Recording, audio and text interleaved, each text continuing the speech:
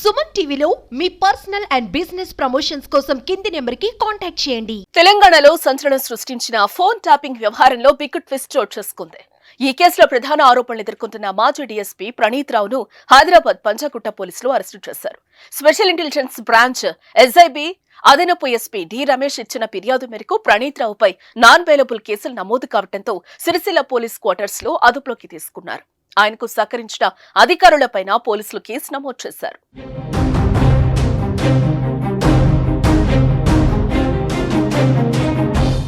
గత బీఆర్ఎస్ ప్రభుత్వ హయాంలో స్పెషల్ ఇంటెలిజెన్స్ బ్రాంచ్ విభాగంలో డీఎస్పీగా కీలక పోస్టులో పనిచేశాడు.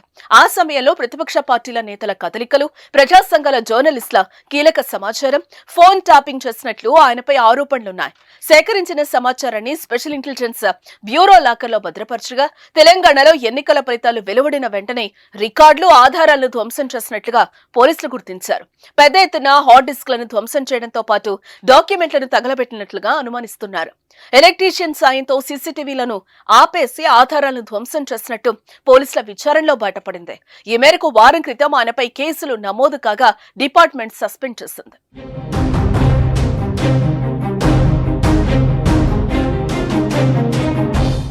ఈ వ్యవహారంలో బాధ్యులైన ఇతరులపై కేసు నమోదు చేసి చర్యలు తీసుకోవాలంటూ స్పెషల్ ఇంటెలిజెన్స్ బ్రాంచ్ అదనపు ఎస్పీ డి రమేష్ ఆదివారం పంజగుట్ట పోలీస్ స్టేషన్లో ఫిర్యాదు చేశారు.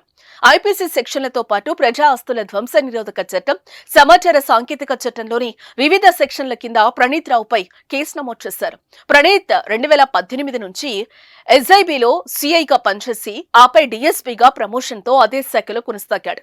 ఈ మేరకు ఆయనపై ఐపీసీ 409, 427, 201 తో పాటు ఐటీ యాక్ట్ సెక్షన్ 65, 66, 70 ప్రకారం పోలీసులు పలు కేసులు నమోదు చేశారు. చూడాలి ఇంకా ఈ కేసు ఎంతమంది అధికారులకు చుట్టుకుంటుందా.